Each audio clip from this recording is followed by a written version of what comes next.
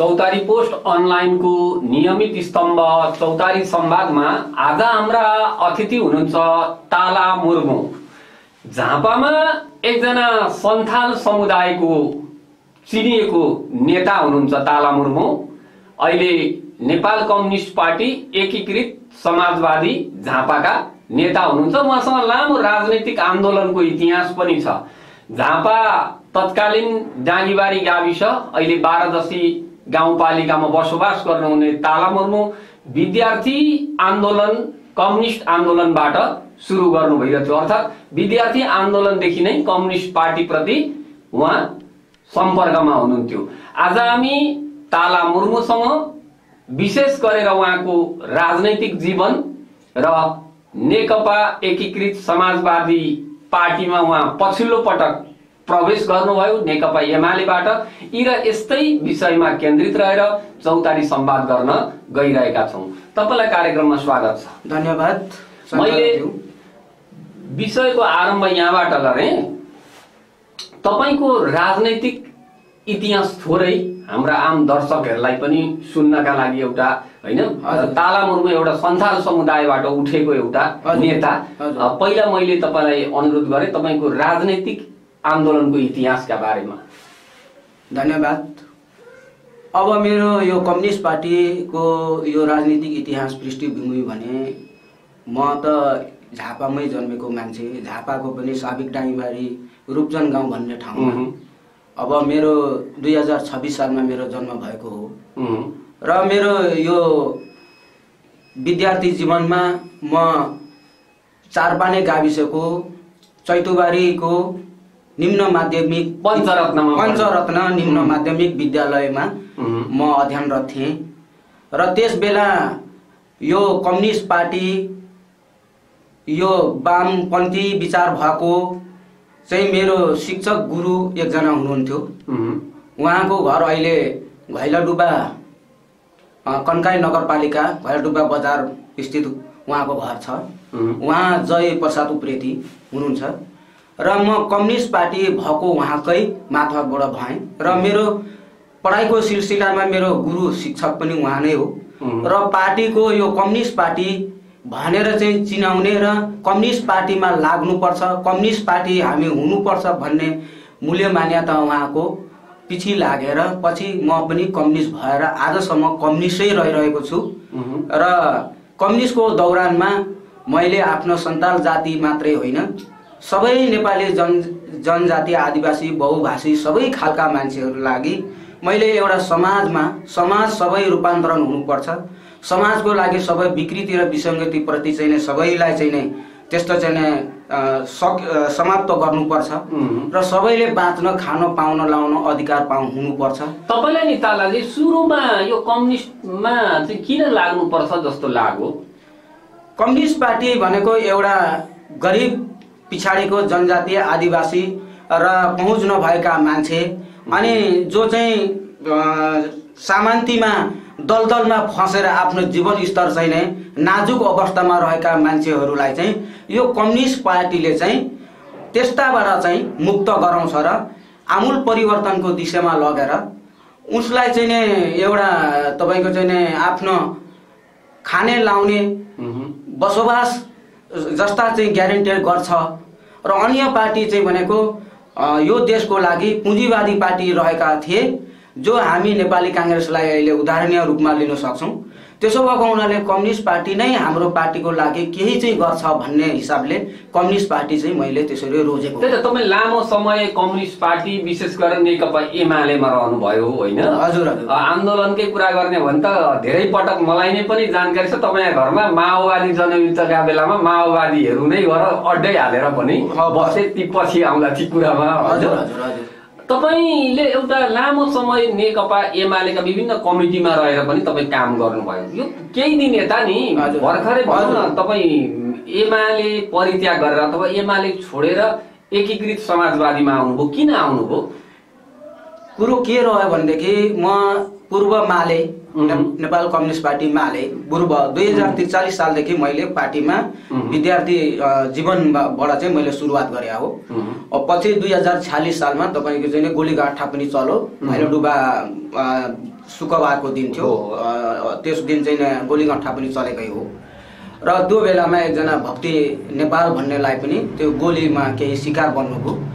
त्यो दिनको आन्दोलनमा म पनि थिएँ, सरिक थिएँ र त्यो बेलादेखि म कम्युनिस्ट पार्टी एमाले अन्तर्गत काम गर्दै गर्दै गर्दै गर्दै गर्दै कम्युनिस्ट पार्टीको एउटा के चाहिँ राम्रो मलाई त्यतिखेर विचार लागेको थियो भने कम्युनिस्ट पार्टीले सबै तह तबकामा काम गरेर र त्यसको चाहिँ अनुभवहरू सेयरिङ गर्ने, त्यस पछाडि चाहिँ त्यसलाई चाहिँ त्यो अनुसारको दर्जा दिने। जस्तै अब टोल कमिटी भयो, त्यस पछाडि वार्ड कमिटी भयो, त्यस पछाडि तपाईँको चाहिँ गाउँ कमिटी भयो, गाउँ कमिटीबाट इलाका कमिटी भयो, इलाका कमिटी भएर क्षेत्रीय कमिटी भयो, क्षेत्रीय कमिटी भएर जिल्ला कमिटी। यसरी क्रमबद्ध रूपले एउटा कम्युनिस्ट पार्टीको सिद्धान्त चाहिँ त्यति बेला चाहिँ साह्रै राम्रो थियो। सङ्गठनको किन राम्रो थियो भन्दाखेरि कुनै पनि मान्छेले अध्ययन गरिसकेपछि त्यसले प्र्याक्टिकल रूपमा अथवा अनुभवको साटासाट गरेर भए पनि त्यसले चाहिँ अनुभव लिएन भने पार्टी चलाउन सक्दैन। त्यसले गर्दा धेरै कामहरू सिक्न अवसर पनि पार्टीले त्यस्तो खालको अवधारणा ल्यायो। त्यो एकदम खुसीको कुरो रह्यो। अब एमाले पार्टी विगतमा चल्दै चल्दै चल्दै आयो। आइसकेपछि मैले पनि टोल कमिटी, वडा कमिटी हुँदै, गाउँ कमिटी हुँदै, तपाईँको चाहिँ नि क्षेत्रीय कमिटी हुँदै, इलाका कमिटी हुँदै काम गर्दै आइयो। मैले अब त्यतिखेर चाहिँ कम्युनिस्ट पार्टी एमालेको अर्को एउटा चाहिँ कार्यनीति, रणनीति र मार्गदर्शनमा के थियो भन्नुहुन्छ भनेदेखि पार्टीले 10 वर्ष कम्तीमा पनि पार्टी पीएम पाइसकेको हुनुपर्छ। कम्तीमा 10 वर्ष, 10 वर्ष नभइकन पनि कुनै कमिटीमा त्यसले बस्न नपाउने एउटा त्यो बेलाको 5औं 6औं राष्ट्रिय महाधिवेशनले पारित गरेको नीति तथा कार्यक्रममा, राजनीतिक प्रतिवेदनमा त्यो कुरोहरू थियो। अब त्यसो हुँदा हुँदै मैले काम गर्दै आएँ। अर्को कुरो भन्नुहुन्छ भने कम्युनिस्ट पार्टी नेकपा एमाले जातिको कुरो उठायो, भाषाको कुरो उठायो, दलित जनजातिको उठायो, लोक उन्मुख जातिको कुरो उठायो, अनि तराई मधेस का कुरोहरू उठायो। अनि म पनि के विचारले गरेँ भने आफू परिपक्व हुनु पनि पर्यो, राजनीतिकमा त्यसै चाहिँ अतालिएर हाम फालेर चाहिँ त्यसरी चाहिँ राजनीति गर्नु पनि हुन्न। राजनीति भनेको त केवल एउटा विद्या सिके झैँ, अध्ययन गरे झैँ त्यसको अनुभवका कुरोहरू चाहिँ जान्नु पर्दो रहेछ र जानिसकेपछि मात्रै राजनीतिको तात्पर्य र अर्थ हुनेछ। र अब गाउँ समाज परिवर्तनशील ल्याउन, देशमा चाहिँ आमूल परिवर्तनका कुरोहरू ल्याउन, किसानहरूलाई चाहिँ आमूल परिवर्तन ल्याउने, एउटा चाहिँ विकृति विसङ्गति भएका जातिहरूलाई पनि आमूल परिवर्तनमा ल्याउने, अनि गरिब पिछाडीका वर्गहरूलाई पनि तिनीहरूलाई पनि चाहिँ लगनशीलता र आमूल परिवर्तन र समृद्धि बनाउने, यस्ता कुरोहरू सम्झिँदै गर्दै गर्दै राजनीति गर्दै आइयो। राजनीति गर्दै गर्दै आइसकेपछि अहिलेसम्म मैले नेकपा एमालेमा म झापा जिल्लाको अखिल नेपाल किसान महासङ्घको जिल्ला समितिको सचिव भएर पनि काम गरेँ। मैले 62 सालदेखि गत 74 सालसम्म मैले अखिल नेपाल राष्ट्र किसान महासङ्घ जिल्ला समितिको सचिव भएर पनि काम गरेर र हिजो अस्ति नेकपा एमालेको 10औं राष्ट्रिय महाधिवेशनमा पनि चितवनमा जुन एउटा त्यो नारायणी किनारमा भयो, त्यो नारायणी किनारको 10औं राष्ट्रिय महाधिवेशनमा पनि मैले भाग लिएँ। आफ्नो छुट्टै अखिल नेपाल किसान महासङ्घको छुट्टै यो झापा जिल्लाबाट हामीले गाडी पनि लिएर गयौँ। हाम्रो किसान महासङ्घको छुट्टै हुनुपर्छ, किसान महासङ्घको पहिचान हुनुपर्छ, किसान महासङ्घको ब्यानर झन्डा हुनुपर्छ। राष्ट्रिय महाधिवेशन हो, राष्ट्रिय महाधिवेशनमा झापाको प्रतिनिधिमूलक हुने गरी चाहिँ हामीले छुट्टै लानुपर्छ, छुट्टै तरिकाले जानुपर्छ भनेर हामी त्यसरी गयौँ। र गइसकेपछि 10औं राष्ट्रिय महाधिवेशनको खुल्ला सत्रमा सहभागी भइसकेपछि त्यहाँबाट फिरेर आइयो र पछि तपाईँको चाहिँ यो नेकपा एमालेले मलाई चाहिँ व्यवस्था गर्न थाल्यो। व्यवस्था गर्न थालेपछि मैले आफूले के सोच बनाएँ भने जब नेकपा एमालेमा 2043 सालको माले पार्टी हुँदा हुँदै 2000 तपाईको चाहिँ 78 सालसम्मको एमाले पार्टीमा काम गर्ने म एउटा कार्यकर्ता, पार्टीको एउटा सिपाही, एउटा समाजको लागि एउटा चाहिँ खटेर काम गर्ने, त्यसो हुँदा हुँदै पनि पार्टीले व्यवस्था गरेको मैले पाएँ। व्यवस्था गरेपछि मैले के सोचेँ भने यत्रो दिनदेखिको मैले लामो समयसम्म राजनीति गरेँ, यो लामो समयसम्मको राजनीतिकमा मेरो व्यर्थ हुने रहेछ। तपाईँलाई के लाग्यो र चाहिँ एमाले छोड्नुभयो? त्यही त मैले भन्न खोजेको, लामो समयसम्म एमालेमा रहनुभयो, हजुर, महाधिवेशनबाट फर्केपछि कि तपाईँलाई पनि सांगठनिक जिम्मेवारी पार्टीले दिन्छ भन्ने लागेको थियो?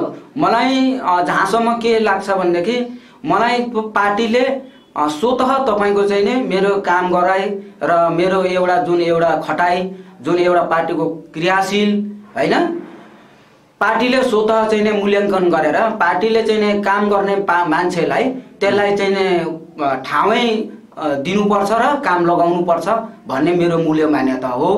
र अहिलेसम्म यो कम्युनिस्ट पार्टी 2046 साल पश्चातको 47 सालको संविधानको 48-49 को निर्वाचनदेखि यता अहिलेसम्म राजनीतिक हिसाब किताबमा कुनै पनि पदमा आफू अहिलेसम्म सहभागी र सामेल भएको पनि छैन।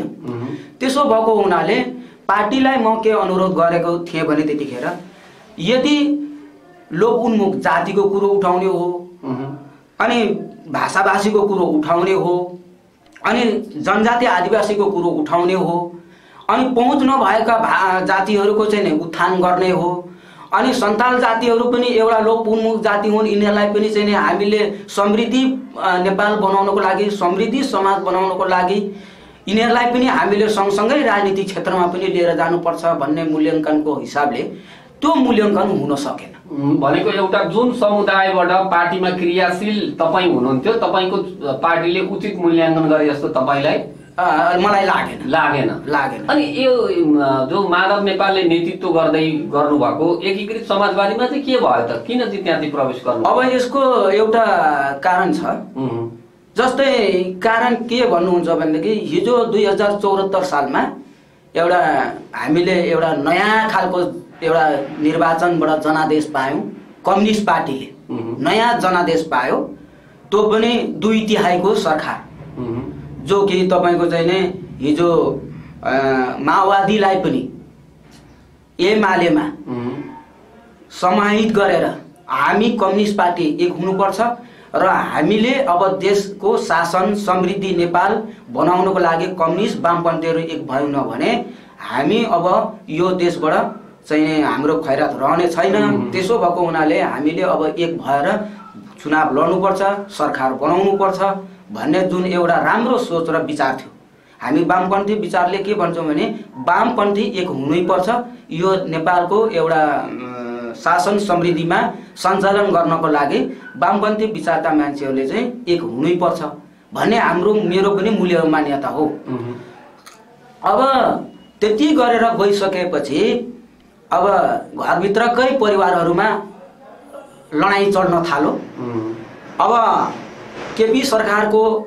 केपी ओलीको सरकारको जुन एउटा प्रधानमन्त्रीले जुन एउटा आफ्नो जुन एउटा राज्य सञ्चालनमा ल्याएका जति पनि गतिहरू थियो त्यो गति तीव्र गतिमा चल्न सकेन, किनभने घरमै झगडा चल्यो। अब एकातिर तपाईँको माओवादी हिजो जोडिएको माओवादी नेकपा भएर बसेको माओवादीलाई पनि आफ्नो घर जा बन्ने अवस्था भयो। आफ्नै साथीहरू, आफ्नै दाजुभाइ, आफ्नै बाबुआमा, आफ्नै परिवारभित्र रहेका एमालेका साथीहरूलाई पनि बाध्य भयो। बाध्य यसरी भयो कि केपी सरकारले हिजो नेकपा पार्टीले देश सञ्चालनको लागि समृद्धि नेपाल, समृद्धि नेपाली भन्ने एउटा नारा थियो, साह्रै गजबको राम्रो थियो। यो अन्तर्राष्ट्रियहरूले पनि यो नारालाई गलत छ भन्न सक्दैन। तर केपी ओली सरकारले के गर्नुभयो भनेदेखि घरभित्रकै साथीहरूलाई, घरभित्रकै परिवारहरूलाई, घरभित्रकै आफन्तहरूलाई पनि वास्ता गर्नु भएन। कसैलाई पनि भोक लागेको लागेन भनेर सोध्नु भएन, के गरौँ कसो गरौँ भनेर पनि सल्लाह लिनु भएन। उहाँ आफ्नो रफ्तारमा आफ्नै हिसाब किताबले राज्य सञ्चालनमा लाग्नुभयो। पछि त्यसमा ठेस लाग्यो र संविधान चाहिँ नै उहाँले मिच्ने काम जस्तो गर्नुभयो। दुईपल्ट चाहिँ नै संसद विघटन गर्नुभयो।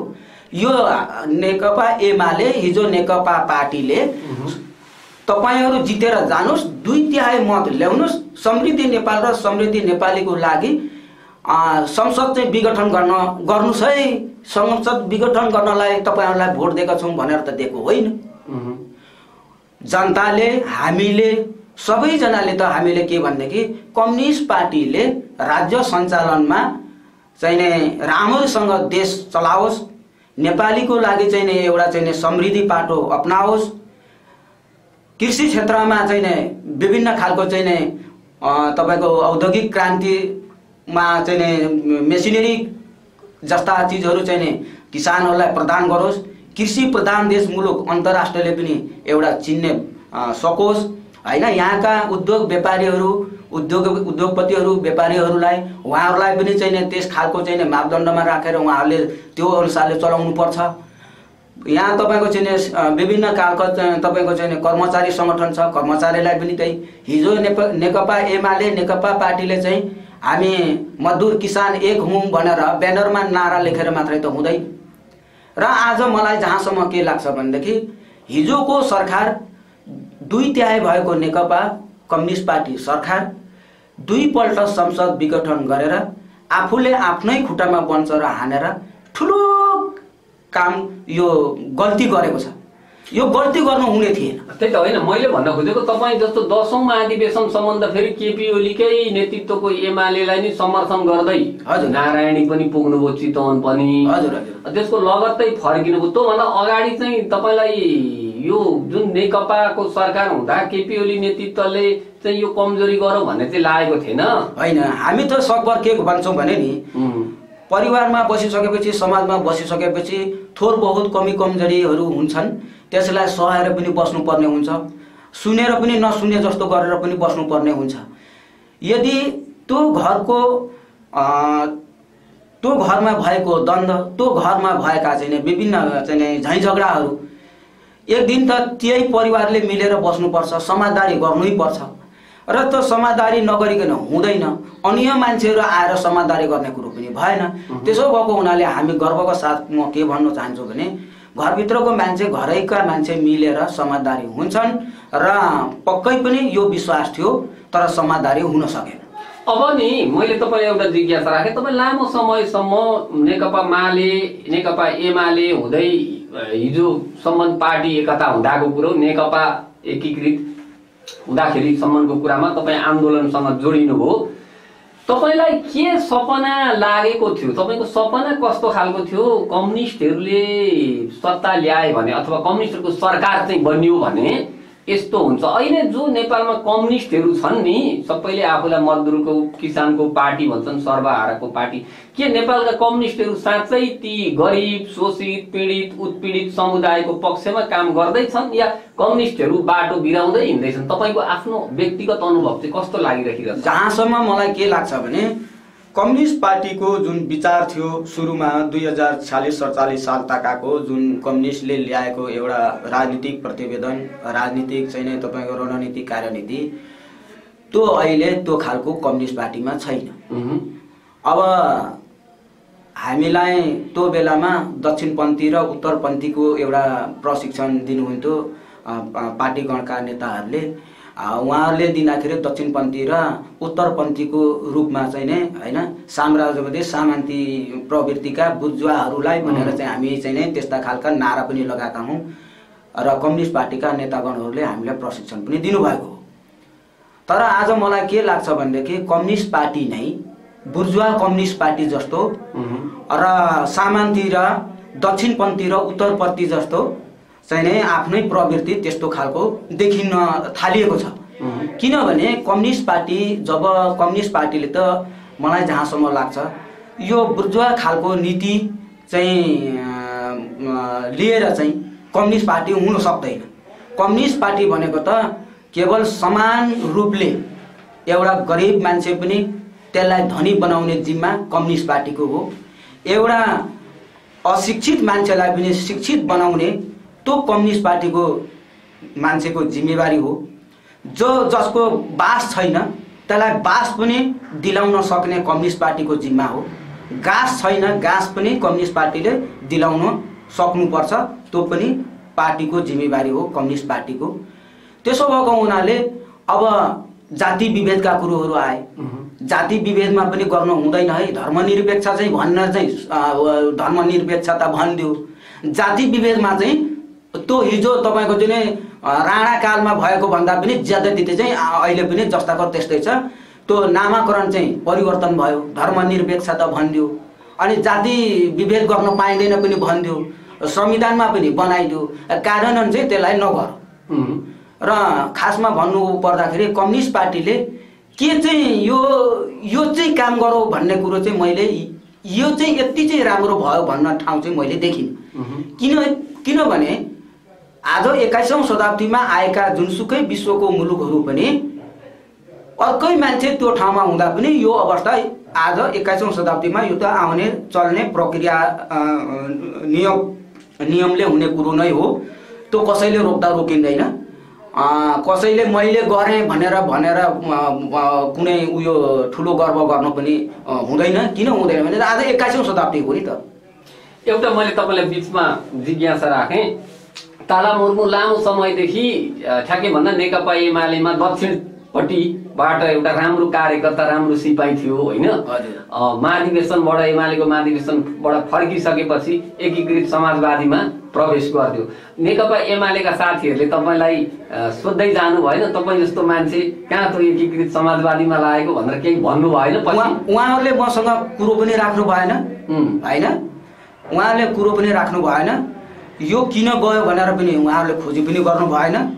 मैले त प्रश्न जवाब मैले एक दुईजना साथीहरूलाई भन्ने गरेको छ। हेर साथी हो, तपाईँले खाने थालमा तपाईँ नै थुक्ने अनि किन थुकिस् भनेर अर्कालाई आरोप लगाउने यस्तो काम नगर्नु होला। किनभने तपाईँले मलाई, तपाईँ जत्तिकै मलाई पनि हेर्न सक्नु दृष्टि हुनु पर्यो, मैले पनि तपाईँ जत्तिकै हेर्ने हुनु पर्यो। यस्ता उस्ता भन्ने खालको शब्द र अपशब्दले चाहिँ अब त्यो त राम्रो पक्ष होइन। तपाईँ पनि विद्वान हो, म पनि विद्वान हो। तपाईँ पनि गरिब हो भने म पनि गरिब हो। तपाईँ पनि धनद्याय हो भने म पनि धनद्याय हो। समान विचार र समान खालका प्रवृत्ति हामीमा छ। हामी दुइटै उत्तिकै हौँ। हामी कोही पनि घटी बढी छैनौँ हो। कसैलाई कोही अग्लो हुनसक्छ, कोही होचो हुनसक्छ, कोही अलिक धेरै गरौँ हुनसक्छ, कोही अलिक हलुका हुनसक्छ, कसैसँग अलिक धेरै पुँजी होला, कसैसँग कम्ती पुँजी होला, कसैसँग धेरै जग्गा जमिन हुनसक्ला, कसैसँग थोरै होला, कसैसँग धेरै गाई बस्तु पनि पालेको होला, कसैले चाहिँ 2-3वटा मात्रै पालेका होला। त्यो त आफ्नो आफ्नो त्यो जन्म सृष्टिकालदेखि आएका, परिपूर्वकालदेखि आएका हामी त्यसैलाई चाहिँ नै एउटा ऐतिहासिक रूपमा काम गर्दै आएका मान्छेहरू हौँ तपाईँ हामी। त्यसो भएको हुनाले यो चाहिँ यसले चाहिँ योसँग पैसै छैन, यो चाहिँ के गर्छ र, अनि यो चाहिँ अब यो पढेकै छैन, यसले चाहिँ के गर्छ र। म चाहिँ के भन्छु भने कोही पढेर जान्ने हुन्छन्, कोही गरेर जान्ने हुन्छन्, कोही अनुभव भएर जान्ने हुन्छन्। सबै विद्वानै विद्वान हुन्छन्। विद्वान मध्येमा पनि कतिपय बोल्न जान्ने विद्वान हुन्छन्, कतिपय कम बोलेर जान्ने विद्वान हुन्छन्, कोही चाहिँ धेरै अलिक छिटो बोल्ने, कोही चाहिँ ढिलो बोल्ने, कोहीसँग चाहिँ अब चाहिँ त्यस्तै खालको सबै एउटै खालको शरीरमा बनावटी छैन। कसैको 202वटा हड्डी छ भने कसैको 206वटा हड्डी पनि होला, 200 अथवा 200 मात्रै होला। सबै एउटै प्रकृतिको छैन। हामी मानव शरीरमा लोग्ने जातिको मान्छे, पुरुष जातिका मान्छेहरूमा 206वटा हड्डी अब स्वास्थ्य विभागले स्वयं सिद्धि तथ्य गरिया होला होइन। सबैमा 206वटा नहोला, कसैमा 206वटा होला, कसैसँग 202टा होला, कसैसँग 200 मात्रै होला। अब तपाईलाई नि जस्तो मैले अलिकति त्यही यही प्रसङ्गमा आएँ कि नेकपा एमाले तपाईँले छोड्नुभयो, तपाईँको आफ्ना तर्क राख्नुभयो। एमाले पार्टी छोड्दा नेकपा एमाले अब विशेष गरेर भन्दा झापालाई घाटा छ कि ताला मुर्मुलाई घाटा छ? अब यो त यस्तो हुन्छ। अब यो घाटा र नाफा नोक्सान भनेको राजनीतिक रूपमा नि ताला मुर्मुलाई पनि लामो समयसम्म म काम गरेँ, त्यही पार्टी छोड्नु पर्यो भन्ने तपाईँलाई पनि त दुःख लागेको? दुःख त लाग्छ, दुःख लाग्छ। कसरी दुःख लाग्छ भने हिजो मैले अब सके नसके मैले आफ्नो चाहिँ घरमा धान्न नसके पनि मैले पार्टीलाई जीवन मरण मैले आफूले सबै चाहिँ आफ्नो सारा जीवनलाई मैले पार्टीमा योगदान दिएँ। मैले कति गाली खाएँ होला घरमा, तपाईँको चाहिँ व्यवहारले कति अब मलाई पीडित बनायो होला। अब मिटिङ बैठक छुटाइन। अझै पनि नेकपा एमाले मेरो चारित्रिक रूपले किसान महासङ्घदेखि लिएर विभिन्न कमिटीमा मैले विगतमा काम गरेका हैन अझै पनि उहाँहरूले स्मरण गर्नु मैले जसरी भन्दैछु त्यसरी हामी पनि चाहिँ स्मरण गरेर हेरौँ न त भनेर उहाँले राम्ररी केलाएर हेर्नुभयो भने जहाँसम्म लाग्छ 99 दिनमा 99 दिन नै मैले काम गरेको पार्टीमा मेरो योगदान छ भनेको तपाईलाई घाटा छैन एमालेलाई नै घाटा हो त्यो एमालेलाई नै घाटा हो किनभने म त एउटा काम गर्ने सिपाही हो हैन काम गर्ने सिपाही कसैले गुमाउँछ भने उसलाई ठुलो घाटा हो अब नि एकीकृत समाजवादीमा आउनुभयो अब चाहिँ के गर्नुहुन्छ भन्नु त फेरि यही एमालेकै जस्तो दशा त हुँदैन तपाईलाई हैन म चाहिँ अब एकीकृत आफ्ना कुरा राख्नु भो कि तपाईहरुको यो पार्टी पनि एमाले नै जस्तो भयो भने त म आउनु र नआउनुको के अर्थ भयो त भन्नु भएन त्यहाँ हैन मैले चाहिँ यो हिसाबले मैले आफूलाई मैले तर्कसंगत राखेँ के हिसाबले भने जबसम्म कम्युनिस्ट पार्टीले एउटा 2/3 मत पाइसकेपछि त्यो 2/3 मत संविधान विघटन गर्दै फेरि त्यसो गर्दै त्यसलाई चाहिँ कस्तो भनेदेखि मान्छेले त्यो बाहिर दिशा टोयलेटमा बसेको मान्छेलाई त्यसलाई भन्दा हेर्ने मान्छेलाई लाज हुने एउटा खालको उखान छ नि तपाईँ हामीलाई झनै त्यस्तै भयो किनभने आफैले बनाएको संविधान आफ्नै चाहिँ साथीहरूले तयार पारेको संविधान अनि आफ्नै सबै कुरोमा चाहिँ बल बाहुल भएका संविधानलाई अनि उहाँले चाहिँ पटक दुई पल्ट हुँदैन भन्दा मध्ये पनि पहिलोचोटि त अब मिस्टेक गर्नुभयो अब बाई मिस्टेक भयो होला अब उहाँले अब त्यो संविधान विघटन गरेर चाहिँ एउटा नयाँ जनादेश खोज्दै हुनुहुन्थ्यो जनादेशको लागि उहाँ बुझ्दै हुनुहुन्थ्यो अब त्यो पछाडि फेरि पनि उहाँले जनादेशको लागि फेरि संसद विघटन भयो भइसकेपछि फेरि गठन भयो फेरि गठन भइसकेपछि फेरि पनि विघटनतिरै लाग्नुभयो अब अति नै भयो त उहाँले खोजेको चाहिँ के हो भन्दा कम्युनिस्ट पार्टीले खोजेको त्यस्तो होइन कम्युनिस्ट पार्टीले त केवल सरकार चाहिँ नै टिकाउने हो देशमा विकास गर्ने हो जनतालाई समृद्धि बनाउने हो नेपाललाई समृद्धि बनाउने हो यहाँका विभिन्न खालका चाहिँ भएका चाहिँ उद्योग कल कारखानादेखि लिएर यहाँ विद्युतहरू भए तपाईको चुन खाने ढुङ्गाहरू भए विभिन्न खालको चाहिँ यहाँनिर चाहिँ नयाँ खालको जनादेशमा आएका कम्युनिस्ट पार्टीको सरकारले त्यस्ता खालका चिजहरूलाई चाहिँ अब यसलाई कसरी लैजाउँ देशमा कसरी यसलाई प्रयोग गरौँ अब अर्को मलाई एउटा दुःख लागेको छ नेकपा एमाले सरकारले नेपाली जनताहरू नेपाली भाइ बहिनीहरू दाजुभाइहरू विदेश जानु हुँदैन भन्नुहुन्छ कति राम्रो कुरो गर्नुहुन्छ म चाहिँ के भन्छु भने त्यो गलत हो किन गलत हो भने हामी भन्दा 250-300 वर्ष अघि भएका विद्वान पनि उति नै भएका देशमा विकास पनि त्यति नै भएका सबै कुरो भरिपूर्ण भएका मुलुकका मान्छेहरू अन्तर्राष्ट्रिय जगतमा चाहिँ कमाउने र जागिर गर्ने र टेक्निशियन हुने विश्वभरि फैलेका छन् हिँडेका छन् घुमेका छन् हाम्रो नेपालमा चाहिँ केही नभएको अर्कामा आश्रित हुनुपर्ने अर्कासँग चाहिँ हात थापेर चल्नुपर्ने देश हामी यही स्वरोजगार दिन्छौँ अब उहाँले कहाँबाट के स्वरोजगार दिनुहुन्छ यो मलाई विडम्बना लागेको छ क्या किनभने म चाहिँ के भन्छु भने यहाँको नेपाली युवाहरूले त हाम्रो नेपाल समृद्धि बनाउनको अर्को विकल्प मैले केही देखिनँ हाम्रो समृद्धि नेपाल बनाउन यहाँ ठुल्ठुला महल बनाउन ठुल्ठुला बिल्डिङ हुन जोसँग 2 लाख 4 लाख 5 लाख छैन करोडौँपति बन्नको लागि चाहिँ विदेशमै गएन भने नेपालमा त केवल म के भन्छु भने आफ्ना आधा पेटको जीवन पनि हुँदैन त्यसो भएको उहाँले स्वरोजगार कार्यक्रम यही हुनुपर्छ त के दिन्छ ल उहाँहरूले भन्नु सक्नुपर्छ नि त हामीले यो चाहिँ दैनिक 50,000 अथवा 30,000 अथवा 35,000 हामी ज्यालादारीमा यहीँका नेपाली युवाहरूलाई चाहिँ विदेश नजाऊ हामी स्वरोजगार दिन्छौँ केमा दिनुहुन्छ विद्युतमा दिनुहुन्छ चुनढुङ्गा खानीमा दिनुहुन्छ बिल्डिङमा कन्स्ट्रक्सनमा दिनुहुन्छ अथवा हाइवेमा दिनुहुन्छ अथवा रोडमा दिनुहुन्छ अथवा खानेपानीमा दिनुहुन्छ यो त सम्भव छैन यहाँको मान्छेले त केवल तपाईको चाहिँ नै आफूले पिउने पानीको धाराको उठेको पानीको महसुल तिर्न नसक्ने मान्छे छन् अनि पुँजी त छँदै छैन त्यसो भएको हुनाले यस्ता कम्युनिस्ट पार्टीले त्यो कुरो गर्छ त्यो असम्भव कुरो हो स्वरोजगार कुनै पनि मुलुकमा मैले पनि 2-4 वटा देशहरू घुमेर आएँ ती मुलुकमा विश्वका धनाध्याय विद्वान साइन्टिस्ट टेक्निसियन टेक्नोलोजी भएका मान्छेहरू पनि ती मुलुकहरूमा आएर उहाँहरूले पनि हामी जस्तै स्वरोजगारका कामहरू गर्छन्, पैसा कमाउँछन् अनि आफ्नो देश लान्छन्। तपाईको तात्पर्य भन्नुको अर्थ देशमा कि स्वरोजगार हुनु पर्यो, त्यसपछि बन्द गर्न सकिन्छ विदेश जाने, देशमै रोजगारी छैन भने त के गर्ने हो। अब नि हामी कार्यक्रमको अन्त्यतिर आयौँ कि तालाजी, तपाईको यो कम्युनिस्ट आन्दोलनको एउटा लामो राजनीतिक यात्रा एउटा पार्टीमा थियो, त्यसमा चाहिँ ठ्याक्क तपाईलाई पार्टीले कारबाही गरेको भए, पार्टीले निष्कासन गरेको भए पनि पार्टीले ढोका लायो भन्नुहुन्थ्यो, तपाईले आफैले ढोका लगाइदिनु भयो होइन नेकपा एमालेमा पस्ने ठाउँमा र तपाई एकीकृत समाजवादी तर्फ आउनुभयो। अब कार्यक्रमको अन्त्यमा मैले तपाईलाई एउटा जिज्ञासा भनौँ या यो प्रश्न गरेँ, यो तपाई अहिले रहनु भएको एकीकृत समाजवादी नेकपा एकीकृत समाजवादी पार्टी चाहिँ तपाईहरु अब कस्तो बनाउनुहुन्छ, कस्तो खालको कम्युनिस्ट पार्टी बनाउन तपाईको भनौँ न, तपाईलाई पनि यस्तो बनिनु पर्छ भन्ने तपाईलाई कस्तो लाग्छ भन्दिनु त? म त अब यो हाम्रो एकीकृत समाजवादी हैन, जुन यो नेकपा एकीकृत समाजवादी पार्टी, अब यो पार्टी चाहिँ के हिसाबले मैले आफूले मूल्याङ्कन गरेको छ भने हाम्रो पार्टी कम्युनिस्ट पार्टीको नम्बर 1 गौरवशाली पार्टी नेकपा एकीकृत समाजवादी पार्टीदेखि अर्को पार्टी हुनै सक्दैन। हाम्रो पार्टी नेकपा एकीकृत समाजवादी पार्टी गौरवमय गौरवशाली पार्टी हो।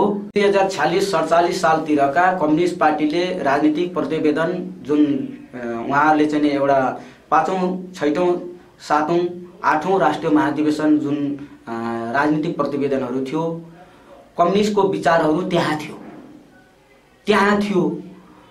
अब यो त्यस पछाडिको तो 5औं 6औं 7औं को जुन एउटा राष्ट्रिय महाधिवेशनका प्रतिवेदनहरू, राजनीतिक प्रतिवेदनहरू, अनि देशमा हामी के गर्ने, अनि तपाईको चाहिँ यो श्रमजीवी वर्गहरूलाई के गर्ने, ती कुरोहरू चाहिँ मलाई के लाग्छ भनेदेखि नेकपा एकीकृत समाजवादी पार्टीले नै अबको नम्बर 1 र कम्युनिस्ट पार्टीमा 1 नम्बर पार्टी गौरवशाली पार्टी नेकपा एकीकृत समाजवादी पार्टी नै हुन्छ।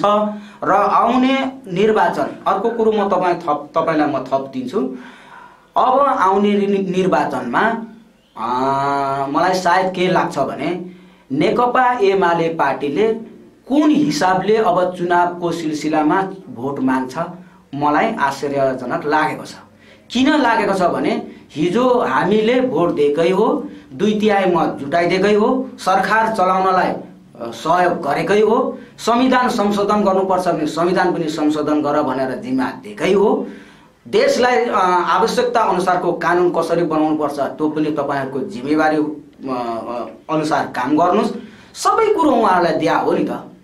तपाई राष्ट्रसभा कसरी चलाउनुहुन्छ, प्रतिनिधि सभा कसरी चलाउनुहुन्छ, देशमा शासन समृद्धि कसरी चलाउनुहुन्छ, देशमा विकास निर्माणका कार्यहरू कसरी चलाउनुहुन्छ, संविधानमा छुटेका, संविधानमा भएका अथवा त्यसले स्पष्टता गर्न नसकेका अथवा संविधानमा भएका बुदाहरूको चाहिँ थपघट गर्नु परे तिनै प्रतिनिधि सभा राष्ट्रिय सभाले तपाईहरु त्यसलाई मजबुतिलो बनाउनुस्, फेरबदल गर्नुस्, संशोधन गर्नुस्, थप्नुस् र देशलाई शासन समृद्धिमा राम्रो बनाउनुस् भनेर हिजो निर्वाचनबाट उहाँहरूलाई 2/3 को मत दिएकै हो।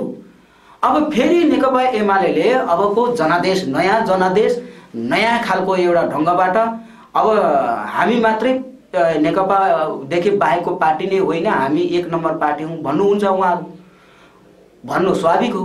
तर अब उहाँहरूले कुन हिसाबले हामीलाई भोट दिनुस्, अब म त के भन्छु भनेदेखि कि त भन्नु पर्यो उहाँहरूले हामी 1 नम्बर पार्टी, हामी त फेरि तपाईहरुले भोट दिनुभयो भने फेरि 2.5 वर्ष अथवा 3 वर्षमा हामी फेरि संसद विघटन गर्छौं, यो हिसाबले तपाईहरुले चाहिँ हामीलाई भोट दिनुपर्छ। शासन समृद्धि र समृद्धि नेपाल भनेको त्यस्तै उस्तै हो, यो हुने कुरो हो, भाषण भूषणकै कुरो हो। अब त्यो हिसाबले उहाँले भोट माग्नुभयो भने अब फेरि पनि 2/3 ल्याउन सक्नुहुन्छ। त्यसरी माग्दा जनताले दिन्छ। अब जनताले माग्दाखेरि त्यसरी चाहिँ सिधै कुरो चाहिँ गरेर चाहिँ हामी फेरि संसद विघटन पनि गर्न बाध्य भए पनि गर्दिन्छौँ नि, हामीमा त्यस्तो छैन है, हामी एकदम जे भन्यो त्यही गर्ने भनेर जनता त विश्वास न हो। अब हाम्रो नेपाली जनता कहाँ त्यति शिक्षित छन् र? संविधान भनेको के हो? अनि विघटन गर्दा के हुने, विघटन नगर्दा के हुने, अनि जसले जे गर्दा पनि त्यो भएकै छ नि त। जनता गणेशमान सिंह अब नेपाली काङ्ग्रेसका महानायक नेता अब गणेशमान सिंहले भन्नुहुन्थ्यो, कथा सुनेको थिएँ मैले पनि नेतागणहरूबाट, जनता चाहिँ हामी भेडा हौँ अरे क्या। अब चाहिँ त्यसलाई कुट्दा पनि ठिकै कुटो भनेर ताली पड्काउने, अब कुटेन भने पनि त्यसलाई राम्रै गरेछ भनेर ताली पड्काउने, यी सबै कुरोमा हामी जता फर्क्यो त्यतै ठिक। र त्यसो भएको हुनाले अबको एमाले पार्टीलाई मलाई जहाँसम्म लाग्छ भोट माग्नुभयो भने कि त्यसरी माग्नुभयो भने 2/3 ल्याउन सक्नुहुन्छ। होइन भनेदेखि अब म के भन्छु भनेदेखि फेरि पनि त्यो हिजोको नेकपा एमाले पार्टीले अर्को नयाँ देशबाट फेरि देशमा शासन समृद्धि र हालिमुहाली हाम्रो हुन्छ, हाम्रो पार्टीको के अरे निर्धक्कसँग हाम्रो पार्टी विजय हुन्छ भनेर उहाँले चाहनुभयो भने म चाहिँ सम्भव देखिनँ। हुन्छ, कार्यक्रममा यहाँले आफ्नो महत्त्वपूर्ण समय र महत्त्वपूर्ण विचार राखिदिनु भयो। चौतारी पोस्ट अनलाइनको तर्फबाट तपाईलाई धेरै धेरै धन्यवाद छ। यहाँलाई पनि धन्यवाद र सबै यो चौतारी पोस्ट अनलाइनका सहकर्मी मित्र र देश विदेशमा रहनुहुने सम्पूर्ण नेपाली आमा बुवा दाजुभाइ दिदीबहिनीहरू, म यो चौतारी पोस्ट अनलाइन अन्तर्गत मेरो छोटो संवाद मैले हजुरहरू समक्ष मैले प्रस्तुत गरेँ र सबैलाई म धन्यवाद दिँदै म आफू बिदा हुन चाहन्छु। हस्त, धन्यवाद।